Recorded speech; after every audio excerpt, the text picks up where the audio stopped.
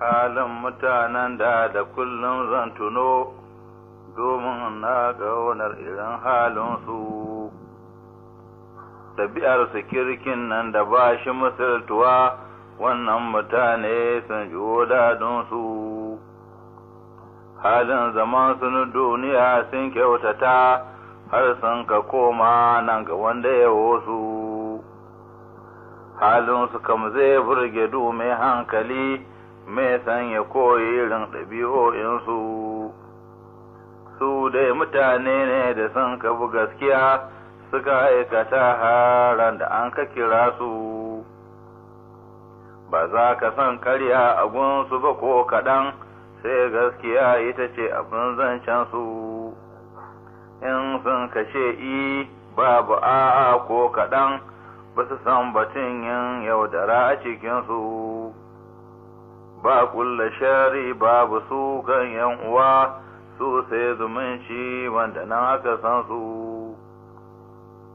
Ba su san batun aikin asha ko kankani, su sai karatu ga ibada gunsu.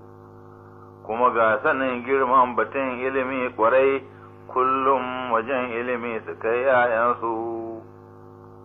‘Ya'yansu mata ba su tallafa ko kaɗan, kunya ya walladabi su kan rufa kansu. Kuma masu mulki lokacin mulkin suke ‘yan kasuwa su ko sana cinikinsu. Ba mai shiga na guda a wancan lokaci, komai su kan yi shi gwargwadon ikonsu. Kuma ba kuɗi a gare su mai tarin yawa, amma kana'a ta yawa a gare su. Kuma lokacin ba karuwai da gidan giya, in ma akwai to an yi babu sanusu.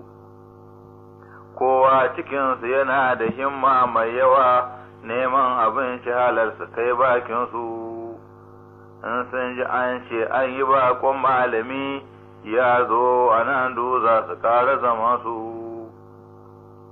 Kirki wajen matansu ya wuce lasafi, ga dai aminci ga mutunci gunsu.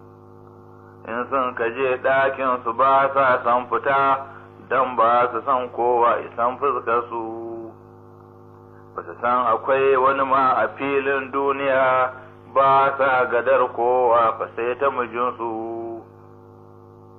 Ba dukiya ce su take zaunar da su, sai dai amana gaskiya halinsu. Kuma ba su yin yawo wajen aikin asha, don sun sani Allah yana dubansu.